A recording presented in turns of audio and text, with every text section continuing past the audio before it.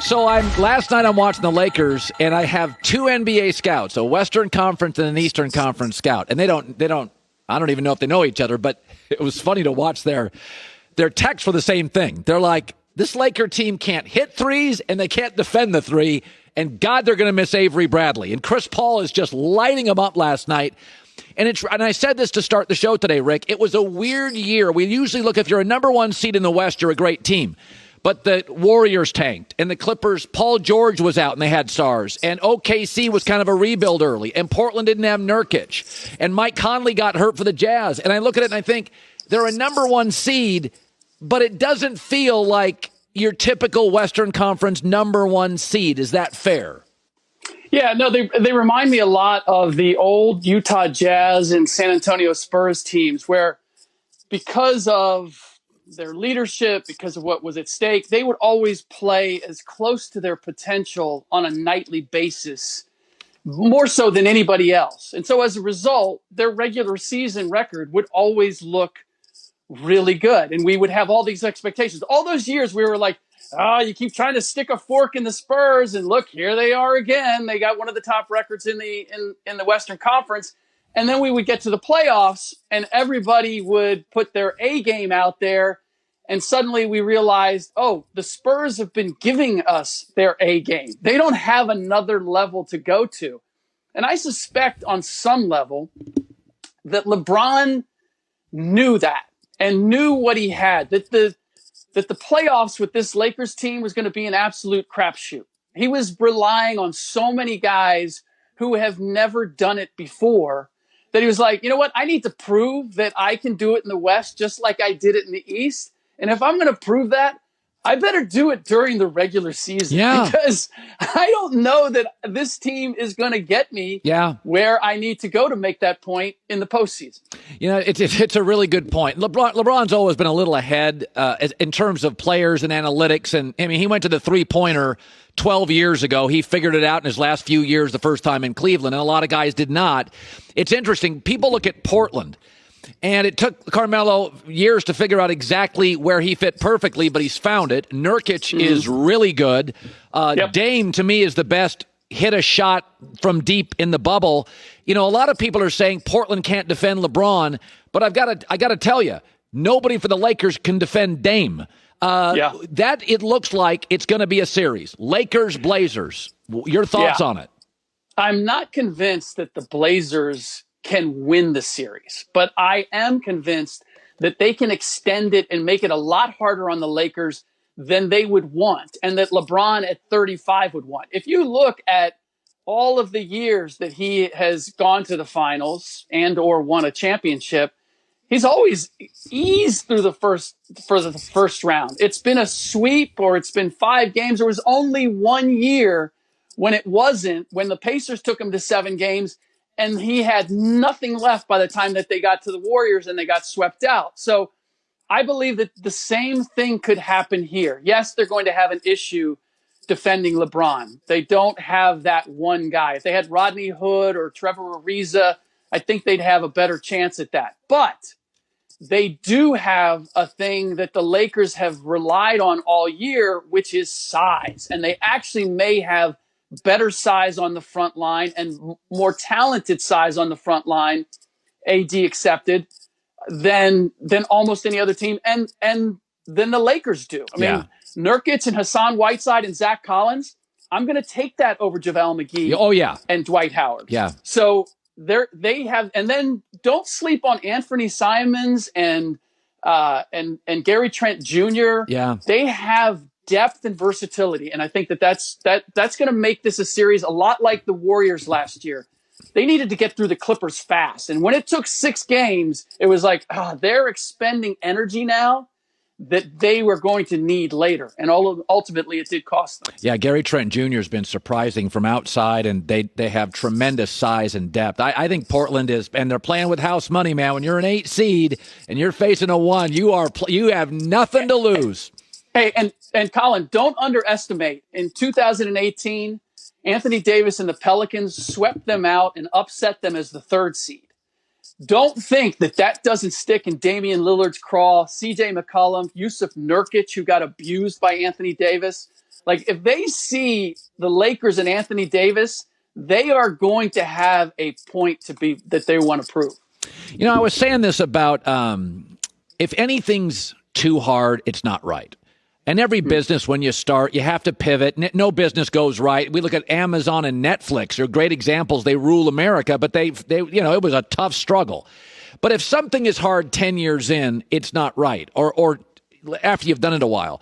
And I'm watching Embiid and Simmons. They've moved Simmons to a new position. Brett Brown's on the hot seat. Embiid's arguing with teammates the other day. Simmons is hurt last night. They struggled against Washington. They had to rearrange the deck chairs again with their roster, bringing Al Horford. And I look at this, Rick, and I'm watching them last night, and I'm thinking to myself, geez, it's 3 years in. It still doesn't work right. Why can't they just acknowledge, break them up, and start over? Because the talent is too great, and I don't know that you could get it back. And they invested 4 years of losing to get this roster. So it's really hard when you've made that kind of a sacrifice, and then you admit, you know what? The process and all that we went through and what we got out of it, not really delivering. And this is the heart of it. And then, by the way, America, this is why you have to watch the entire show with Colin Cowherd, because everything weaves together. There are big themes being discussed here, and they go from sport to sport. And the point you were making with Joy about Tom Brady and Bruce Arians being able to yell at the best player and Dwayne Wade taking it from Pat Riley, that ultimately is at the heart of the Philadelphia 76ers problem. I think you could probably find a way to make Ben Simmons and Joel Embiid work together. And I do think moving Ben to point forward is a move that needed to be made. But the heart of it is they do not have a leader. And Brett Brown can't yell at Ben Simmons. He can't yell at Joel Embiid. He can't make demands. And look, Ben Simmons has had year upon year upon year to develop a three-point shot, to develop a jump shot of any kind. And he has resisted that. And when Brett has brought it up, he's fought it. You simply can't have that from the guy that's supposed to be your floor leader and your leader in general. And Joel is just still kind of a goofy kid. That's not going to fly. Honestly, losing JJ Redick was probably the biggest leader that they had on the team. And when they lost him, that's never going to work anyway. You need your best players to be your leaders, but at least they had that element. I look at them now, and that's the missing ingredient. Who's driving the bus? They got a lot of talent, but they don't have somebody who calls everybody out and says, look, this isn't good enough. We need to do it this way. So this is a depressing story. Dr. Brian Sutter of sports injury YouTube fame. He's a doctor. And he talked about Zion Williamson, who I think we both love. And he said, quote, he's in a race against his own body. He goes, nobody will call it like they see it. He is, right now, I'll read this. If you watch Duke highlights compared to now, the difference is profound. Athleticism, conditioning have regressed substantially. Less explosive, less conditioned, slower on defense. Already a portion of his meniscus has been removed from his knee after an injury. He's still under close monitoring. What do you make of that? Well, I love the fact that we have a YouTube sensation in Zion being diagnosed by a YouTube doctor. Somehow that seems like the world is in sync. He says nobody will say it. I've been saying it. Yeah. Everybody talks about we've never seen somebody like Zion in the NBA. Yeah, there's a reason. Because bodies built like his that play explosively the way he does generally don't work playing the way the NBA game is played. And it's exciting and it's amazing, but is it sustainable? That is the big question. And let's be realistic here. Like Charles Barkley had a lot of the same thing. 6'4", 6'5", explosive. But Charles had a complete game. Charles could shoot from range. Charles could pass it. Charles didn't always have to be explosive to get what he needed. And the game is played different now. There are so many more possessions. It is so up and down. Like You look at all the guys that are even the bigs. It's all about losing weight. It's all about staying light. Even guys like Danilo Gallinari, like they are skinny compared to where they were 5-6 years ago. That's what we're not seeing with Zion is, we saw the Instagram posts of him, and I don't need photos. I don't need beach muscles. I need video of you running wind sprints and trimming down that way and getting conditioned that way. And what we're seeing is, honestly, when I watch him on defense, there's a little bit of that Greg Oden. He looks like he's being ginger on his knees and his movement, and especially defensively. That's why you and I had this conversation. I mean, people questioning why they were playing in limited minutes.